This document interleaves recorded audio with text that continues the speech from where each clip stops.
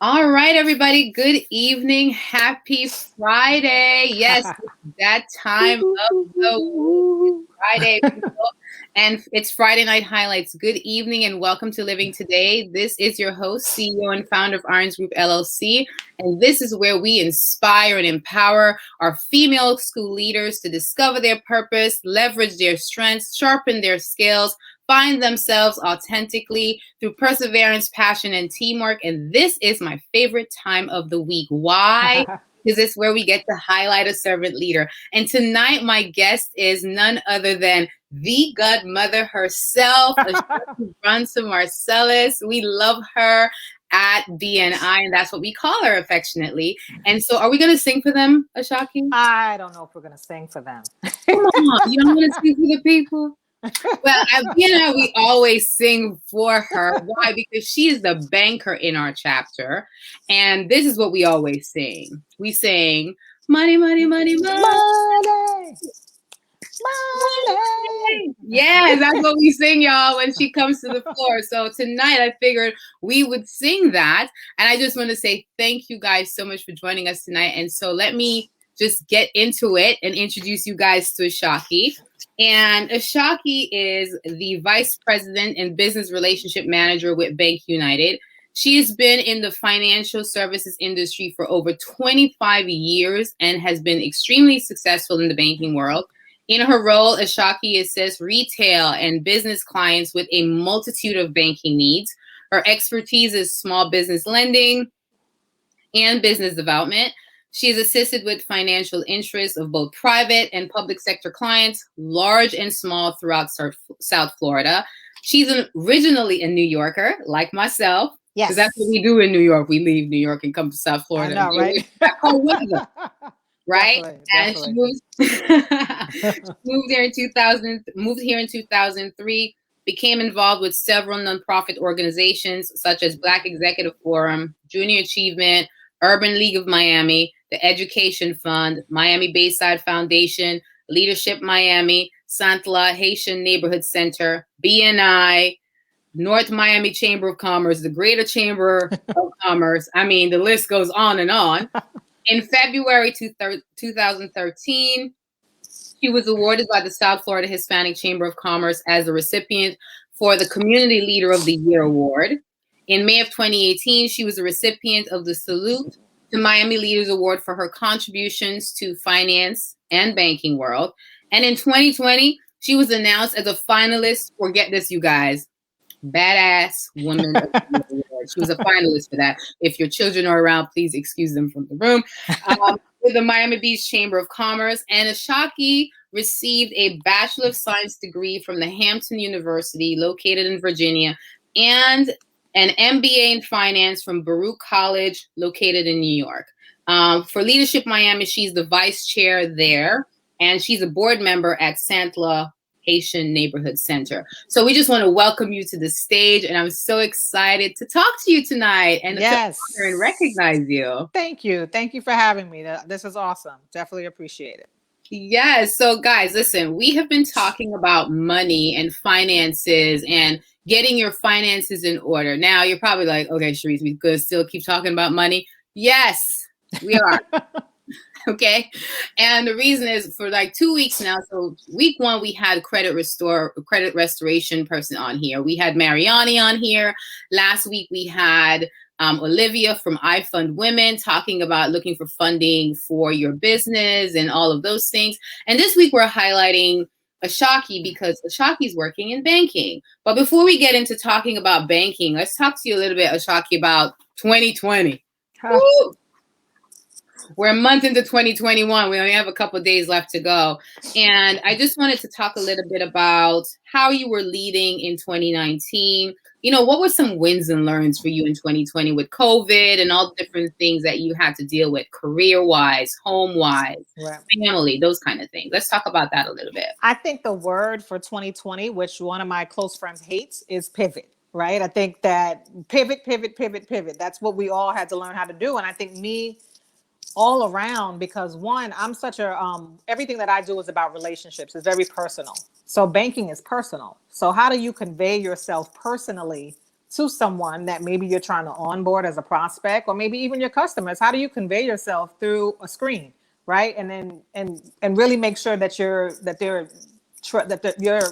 giving your trust and everything and the confidence into them, so that they can really know that they're in the right hands. So it was a little challenging at first, because I was like, I don't know how this is going to work, because I'm used to just being face to face. I'm from New York. We're face to face. We're very, very personable, very hands on. I'm very hands on with my clients, so I'm always seeing them, always visiting them. It's always just very face to face. So trying to do that through Zoom was challenging for me in the beginning. So I was really wondering how that was going to happen. But I think what happened is that the world had to do it all at the same time. So it got a little comfortable for everyone. So it wasn't that shocking. So we wound up being able to pivot and transition. So that was the new way that we were going to be doing business. And then I also had the challenge of I have a 10-year-old, right?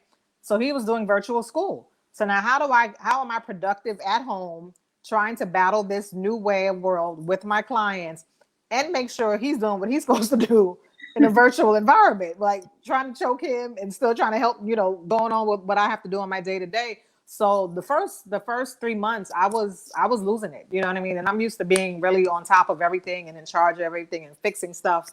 So in the beginning, I was like, I don't know how long I'm going to be able to do this. And to think that it's almost a year later and that we're still doing it. But, like we do as women, right? We figure it out. So I had to figure it out. I was like, I still have to be successful. I still have goals. I got to make sure that my son is on track with what he's doing at school. So he had to learn how to really just make sure that he's accountable and responsible. He had to get all of that kind of overnight, right? Because they had to really be in charge of their work and handing it in. And there was a lot of different navigations that they had to do to make sure that they were staying on task. So we both had to kind of learn and grow through that process together. But I think that we got to the other side of it. And now, we're still home. It's still virtual. I did, get him back into school slowly but surely. But it's still something that we're navigating. But I've been able to kind of understand that there's a positive way out of it. I've been able to kind of be a lot more productive, I think, which I didn't think I would in the beginning. But instead of spending my time in traffic and running around doing different things, I'm able to actually have more quality time with my family, with my customers, because I've been able to kind of pull a few different people together at once, as opposed to traveling a lot of different places and not, really using the best use of our time because we're just rushing to the next thing. I think being at home has allowed me the time to sit down and actually reflect a lot better, spend more time with my family and more quality time where that we're really listening and understanding each other and not really like moving past each other onto the next thing because we got to run out of the house and different things. When we're all stuck here together and there's nowhere to go and nothing to do, we just, we learn to kind of really appreciate each other that much more. So I think that's one of the wins, I think, definitely for 2020. Wow. So that was good. You guys were able to come in together as a family. And even though you had some challenges and you figured it out, learn how to navigate all that. So that, and I think a lot of families had to, you're working from home and then you have to help your child. And then, and I think a lot of people are still trying to figure it out. Oh yeah, definitely. Definitely. And you're still having to, because some days you're at school, some days you're not at school. Right. It's a back and forth thing. And I think but I think one of the things that you said that really got me was when you said banking is personal, and you're a relationship person. That's very, and that's, I mean, most people don't really believe that, but I think banking is a personal thing. Oh, definitely. I mean, maybe you wouldn't think that, especially with a bank like your bank. I mean, Bank United, you're thinking it's a big bank. How can that even be a thing? But it is a personal one-on-one thing, and it can be frustrating when you're not able to meet with your client. And I think for clients, that's hard too. Not being able to see your banker. Right. So you talked about making a lot of pivots. So some of the organizations that you're involved with, I mean, I don't even know when you find the time. Me neither. To do all those other things. So let's talk a little bit about two of the organizations, because you have a lot here, but when we talked initially, you wanted to kind of share a little bit about two of them that are really near and dear to you. And you mentioned Leadership Miami and SANTLA, Haitian Neighborhood Center. So let's talk a little bit about Leadership Miami. So I know that you are the vice chair for Leadership Miami. Tell us a little bit about Leadership Miami. Okay, so Leadership Miami, it's a program affiliated with the Greater Miami Chamber of Commerce. And what it is that it's a multi-month program. So it usually runs from about October to about May. And what we do is we take approximately 100 or so professionals every year that we kind of give them a whole tour of the Miami experience. So a lot of these people maybe are new to Miami or even have lived here and been born and raised in Miami. But what we do is that we give them the tools for leadership, different, build on their leadership skills. We introduce them to key leaders within the community so that they can really already know the movers and shakers in the community. And the biggest thing that they do is that they do a community service project. So what they do is that that's where the meat of it really is. So they focus on that with their teams, because out of the 100, we break them into different groups. So maybe 6 or 7 or 8 groups that we'll break them into. They focus on a community service project that's either going to serve a cause or it's going to benefit a nonprofit. So they work closely with a nonprofit. It could be a school. It could be whatever that they're passionate about. So like we have fantastic programs that are focused on the elderly, that are focused on veterans, that are focused on foster youth, that is focused on, kids in STEM. Right now, there's one of the teams is focusing on girls in STEM. I love it because we don't see a lot of that, and we don't see a lot of people nurturing people in that field. So they're really all over it. So like we've had a group that focused on bullying awareness in the schools. And it was just a fantastic, thing that they came up with. And some of these programs have stayed and actually had the longevity to actually live on, where that it's not just that, few months program that the actual organization has taken it on, but that it's something that's living and thriving and sustainable after.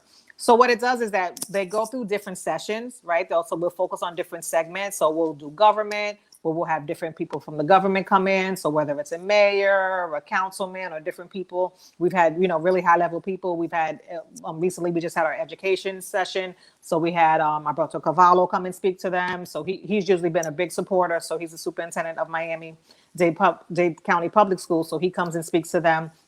We have a lot of key players and stuff like that. One of the next sessions that's coming up is arts and culture. So we focus on the different parts of Miami so that they can really get to explore, live, learn more about the city that they live in. So like, for example, when I went through the program, many years ago, one of my best friends that went through it with me, I'm from New York, so I learned a lot about it. He's born and raised here in Florida, and he learned just as much as I did, just because so it's a beneficial experience that can be overall. So it's it's awesome. I've been a part of it. I've served different roles.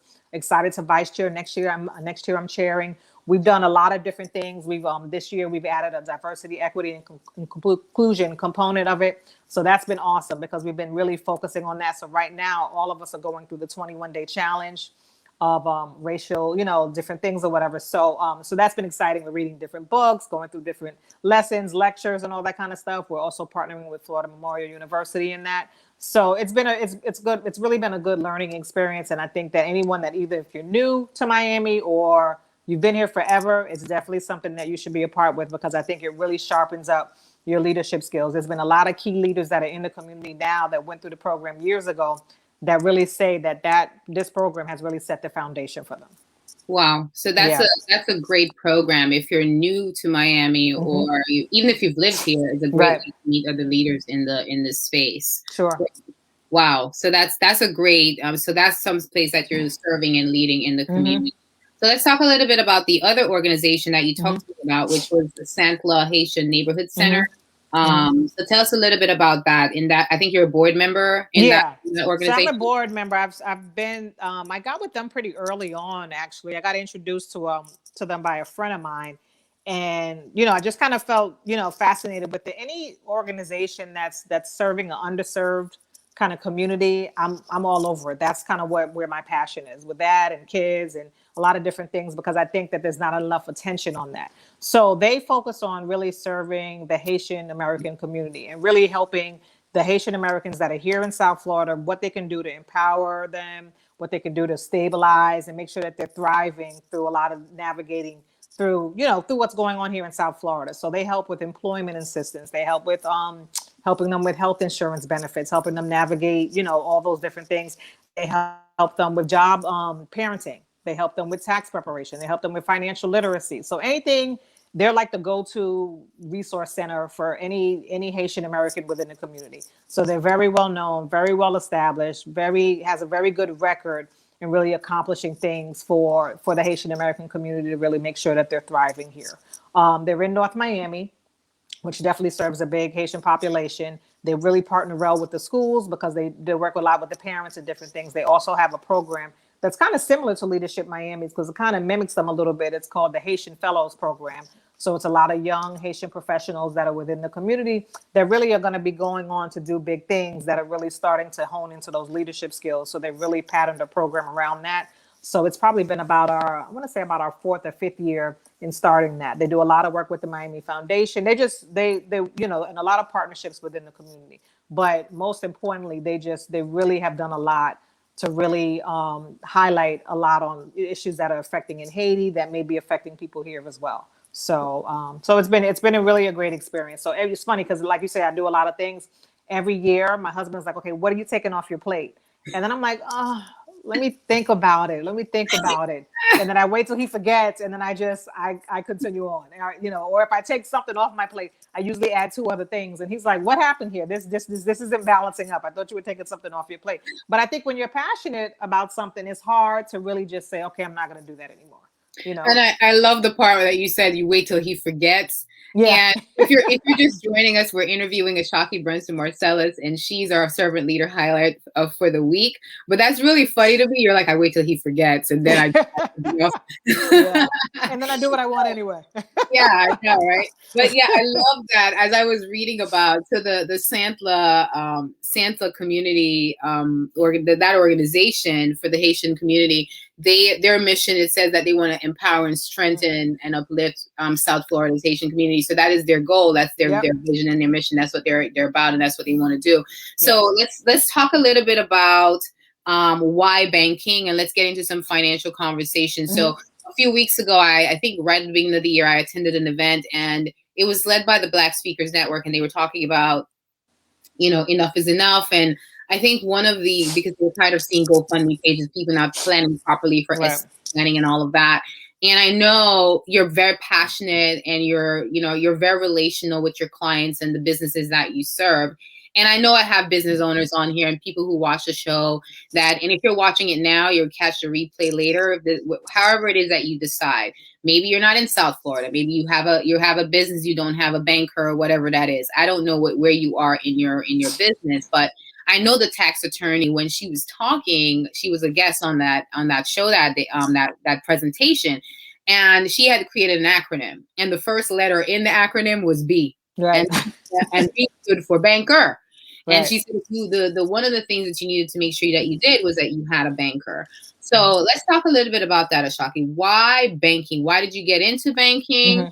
And what are the things that are happening in banking right now and business owners, and why should you even have a bank? So I think that I just kind of fell into banking. So I had majored in finance. So I knew I would do something in finance. I didn't necessarily know it was going to be banking though. And I think, God kind of leads your path to where you're supposed to be at. Right. So I just kind of got led into banking, and it was actually a real entry-level role. It was right when I graduated, entry-level role, but it allowed me the capacity because I worked directly actually for the CEO, and it allowed me to see the different facets of banking. So it was like they would put me on any project. Oh, just have Ashaki take care of that one. Just have Ashaki do that. So I worked with so many different departments that I got a skill set that I didn't even think that I would even get with this entry-level position that really positioned me further on afterwards because I knew so much and I knew so many people and I had so many different facets. So whether it was sales, it was operations, it was service,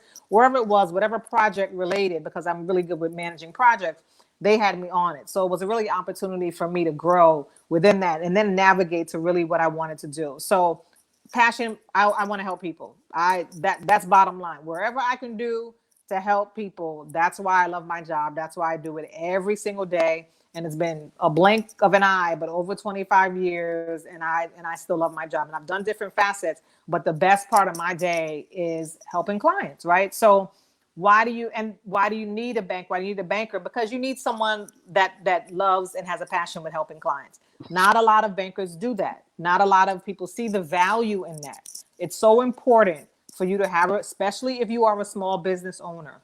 It's so important for you to have a relationship with the banker. A lot of times people think that they don't need a banker until they need a loan or something, or that maybe that they're not going to ever get a loan so that they don't need a banker. You need someone that can advocate for you. That's why I prefer to work with a community bank. Bank United is a community bank.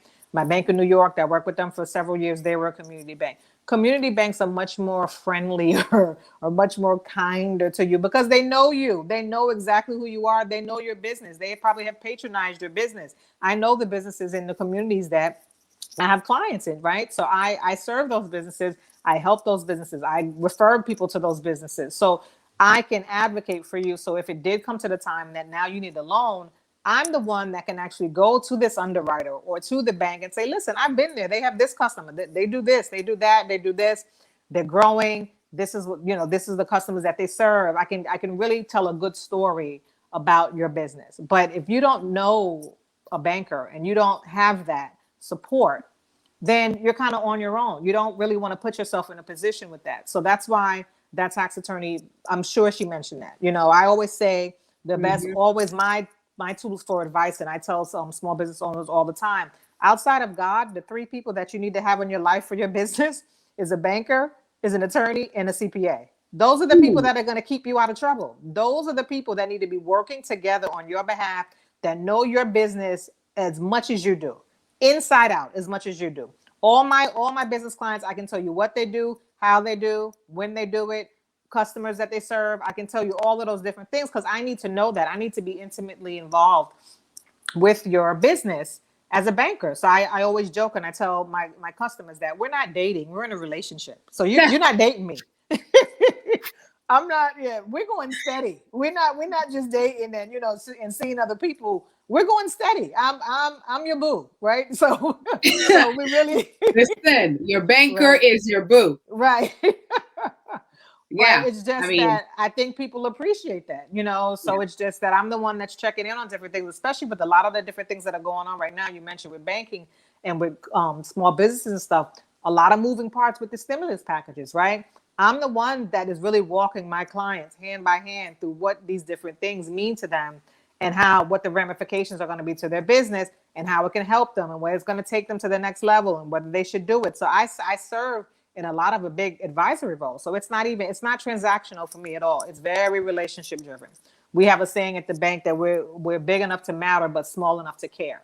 That's huge. That says it all because we're big enough that we can have all the different products and services that the larger banks have, but we're small enough where that I know your name, you can text me, I can text you back, and that we really know each other, so that it's very intimate, and that we can be that that advisor and that nurturer for you as you grow your business. Man, listen, if you're just joining us, I'm so excited that I brought Ashaki on here. If you don't have a banker, okay, so here's the thing. If you live in South Florida and you don't have a banker and you're a small business owner, my advice to you is, I don't know, drop your comments, reach out, do something. You need to just, that's all I'm going to say. But the truth is, like you said, CPA, tax advisor, tax attorney, and your banker. Those people need to know your business inside and out. And which you like PPP, all those things, that's stuff that I don't even understand. I mean, here, the reality is you need these people in your life to help you. And that's why we're having this conversation, because I think in your personal life, your finances need to be in order. In your business life, you need to have your finances in order. Yeah. And it's called estate planning, financial planning. You need to get your whole financial life in order because they affect you. It just does. Okay, if you're a business owner, your personal life, all that stuff, it's about money. I know sometimes we don't want to talk about money, but you have to. If you haven't noticed, people pass away a lot of times and they don't have those things in place. And the thing is, if you own a business, that part of your world needs to be in order as well, just as much as your personal finances, because we already know that if you pass away, your business, your personal finance, everything is on the table, and it goes into what's that called? Probate. And it's a whole hot mess. Yes. If it's not taken care of, trust me, we know this because we have an attorney we know that deals with all that stuff. It's a mess. Yeah. Yeah, so, definitely. You want to make sure you deal with those things and have that conversation, which is why we're having the conversation. And I'm bringing these people on the show to you and giving this information, and then you do with it what you will. Okay. So thank you, Ashaki, for sharing that with us. And I just wanted to you said your banker is your boo. And I'm so glad that I know you. Yeah, boo. Okay. So I often ask to give listeners an iron sharpening thought. So you're a banker, you work You had to lead in crisis. You're leading in at home, you're leading at work, you're leading in 2 different nonprofit spaces in addition to all the other things that you do. So can you give us an iron sharpening thought, something to inspire and empower people, moms like yourself, even women in business, entrepreneurs, something positive that just leave people with? Right. Well, I would say so I know that because I've been watching the last 2 weeks and it was kind of really starting and getting started in different things. And I'm going to build on that just a little bit, because I think it's important for people to understand their network, right? To strengthen their network, understand and have around you people that are, that want you to win, right? That are in it for you to succeed. And really understand the value that each person can maybe play in that role to make you successful. A lot of times I think that we have a lot of friends and associates and acquaintances that we really don't leverage those relationships in the way that we could. A lot of times, especially women, we're afraid to ask. And if you don't ask, you don't get, right? So, how the saying goes, scared money don't make money, right? So you have to really ask for what you want and really make sure that people know what you do. A lot of times I'll say to people, like, does your neighbor know what you do? Does your, does your coworker, does everybody know kind of what you do intimately? The person that you see a lot and that you spend some different times with, because they can maybe help you in a way that you've never even imagined. So I just think you really need to understand your network that's around you. Make sure that the people that are around you are making you successful and that you can be successful with them and grow with them. And that you're making sure to ask for what you need from people. I think a lot of times if we're very specific with what we need, there's a lot of business owners that I know that have people that can help them with advice and stuff. So even sometimes, because people think that a banker or a CPA or attorney it's expensive and it's a lot of money and that they don't have it. A lot of times they have friends that are in these different fields that all they need is a little advice. You know what I mean? That can get them on the right path. That little tidbits that can get them those things that they need to be successful and get to the next level. So I just think that a lot of times people take those things for granted, and it's so important. It can be so valuable in getting you from here to the next level. Okay, so you said like a whole lot of tips in there. You said scared money. What did you say? Scared money don't make money. Scared money don't make money. Okay, that's 1. 2, you need to leverage your relationships and then strengthen your network. Like the people you're surrounded by, you gotta leverage that. You gotta ask for what you want. Do the people around you even know what you do at all? Right. Do they even know? Are they sure that are you in business? Because it's especially if you're in business, okay? If you're a business owner, you have a business, people around you need to know.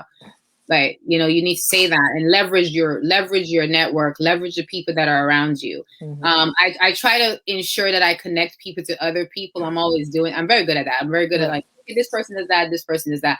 But, so you have to make sure that you're telling people, sharing and putting yourself out there. So that was an amazing tip. So I'm going to plant that in my brain. Scared money don't make no money. Ashaki said that. Scared money don't make no money. Okay. Guys, that's a very big tip. Okay. So thank you guys for that one, Ashaki. I really appreciate that. No, definitely. So, this is the time in the hour where I like to just remind everybody. So the reason I wanted to bring you on, Ashaki, this is the moment that I just always let the servant leaders know that I bring on here, is that here, I believe that servant leadership is the highest quality of any leader. If you are in any capacity of leadership and you are not serving people, then why are you leading in the first place? Right. And you are a great example of why I do this show. And for me, I believe that we need to honor and recognize people now, not when they're gone, but right now. Give them their flowers while they're here, right? Exactly. I believe in that. I really believe that. And so that's why I do this show. And the servant leaders that I honor and recognize every week are people who are self-aware, they're active listeners, they're compassionate, they're visionary, they're intuitive, they're people who look at the whole person, which means they're healers. They are community builders, they are stewards, they're committed to the growth of others, and they're extremely persuasive. At this point, you're like, I know you're definitely, I always try to figure out which one of these things is this person. Right. And I find you to be extremely compassionate, and you're definitely like, all about growth. And totally, when I see you in the women's sphere, when you work with all of us every week, you're always trying to find ways. Okay, so how can you're committed to our growth. So you're always trying to go, okay, Sharice, what do you need? Okay, Mari, what do you need? Okay, Jen, what do you need? You always find a way to find out what each and every one of us need in the chapter. And I'm gonna tell everybody now, like you ensured, you knew I wasn't a couple of us in our group have been a little challenged, and you sent something out to make, you made sure as the leader of the women's sphere, you're always trying to take care of all of us. That's compassion. That's being intuitive. So I wanted to take the time to let everybody know out there that that's why we're honoring you and recognizing you. And I wanted to just say, be the first to tell you, congratulations, because you're a servant leader and you're serving and leading. You still find time to not just do your day job. And in your day job, it's not a job to you. You said it. You said that you help people. You find ways to just help your clients. It's very important to you. They're your boo. Right. Right. It's a relationship for you. It's all about the relationship. And you really care about your clients. You know everything about their businesses. And for that, I want to honor you, because not everybody does that. You go above and beyond, and you still find time to serve in the communities. And you're not just in the organization, you're like in leadership roles in these organizations. And that's very important. And I wanted to say, we see you, we love you, we honor you, and we want to recognize you for that here at IRC. So this is your opportunity. So we're just going to give you celebrate you for that. Yay. Thank you. Definitely. This is awesome. I appreciate it. You're welcome. So do you have any final thoughts before we, I have something I wanted to say about Cicely, Tyson, but I just wanted to see if you had any final thoughts. No, I'm excited to have been a part. I've been watching your show, and you've been having some powerful women on here. So I'm honored and privileged to be a part of that. I think there's some value in what everyone has said. And I really hope your listeners really take heed to a lot of the advice that's given, because, there's a lot of people making, some big changes and some big differences out here. And I really think that there's definitely some tidbits. So if you hold on to one thing from everybody, you're more ahead of the game than most people. So definitely, Thank you. I'm honored that you said that, and I appreciate that you've been watching, and I thank you for saying that. So, ladies and gentlemen, we are almost at the top of the hour, but it would definitely not. It would, typically I don't really talk about things that happen in the media, but it would definitely not sit well with me tonight if I did not take this opportunity, especially with both Ashaki and I being on here, being women of color, African-American women, and losing an icon like Cicely Tyson. That was like, she's an icon and an American actress, model, 96 years old. She definitely, that was actually one of those ones that like kind of hit me yesterday. I was just like, wow, that was a big thing. Yeah. And, I grew up and I watched her in movies like Sounder and Roots and things like that. I think the first time I saw a Cicely Tyson movie was in my film class in high school. One of my teachers, he showed us the film because it was a film class, and he showed us a film by her, and she was in it. And then I watched Roots or something. So tonight I wanted to, dedicate the show to her, because the reason why is she was a very classy woman, and she wouldn't take roles in Hollywood that did not honor and show the grace and dignity of the women in our community. And as a West Indian woman myself, I am totally in alignment with that. Yeah, definitely. So I have a quote that I wanted to share about Cicely, and I think she kind of went out with this quote. Kind of represents her a lot, because my understanding is she actually did an interview days prior, and then she passed. Wow. I think she did there's a pre-taped interview that she did live with Regis and Ryan, or not Regis, Lord Jesus. I know. With Kelly and Ryan. Kelly and Ryan. I'm so old school. I'm thinking about him. I know. But anyway, so she did this interview and it was pre-taped, and then I think there's some other interviews she did. But anyway, because she's promoting her book Just As I Am. Mm-hmm. Anyway, the quote says this: I am a quitter.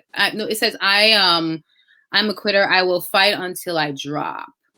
It is just a matter of having some faith in the fact that as long as you are able to draw breath in the universe, you have a chance. Wow. That's the and I thought, wow, that's something like, I'm not a quitter. I will fight until I drop. It is yeah. And I was just like, wow, that's so powerful. She's just really, amazing. I just can't remember, a time. So it's funny because one of my favorite movies, actually, people wouldn't think with her, is Bustin' Loose with her and Richard Pryor. So that's my all-time favorite movie with her. It doesn't matter when it comes on, what time it comes on, I will stop everything and watch that movie. So it was funny because one of my other friends, I was looking for a picture to post, and I was looking for a Bustin' Loose picture, and he beat me to it. He posted it. I was like, that's my movie. So he was like, are you serious? That's one of my favorites too. And I was like, people think out of all the movies that she did, but it always resonated with me. It's just a very sweet, heartwarming movie. I just love it throughout from beginning to end. And she just did a fantastic job with that movie. So it's just, and it's funny. One of my friends, interestingly enough, that's a teacher, works at a school that they named after her in New Jersey. So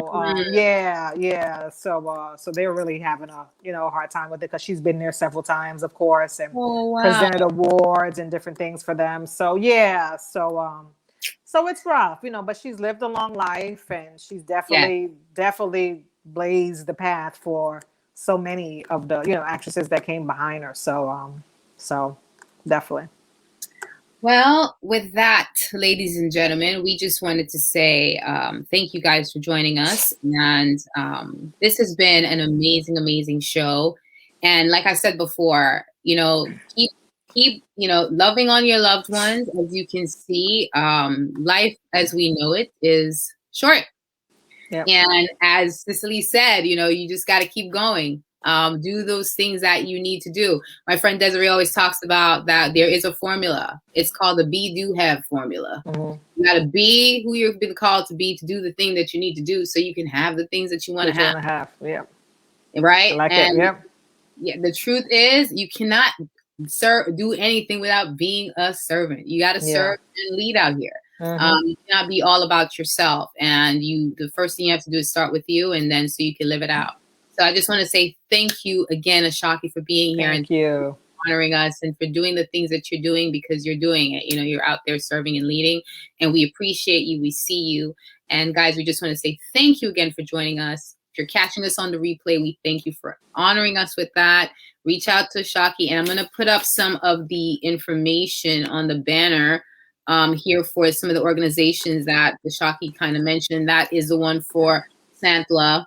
The Haitian organization that's on the bottom there. It's www.santla.org if you are interested in that organization at all and wanting to participate in that. And then if you're interested in Leadership Miami, that is the information for that.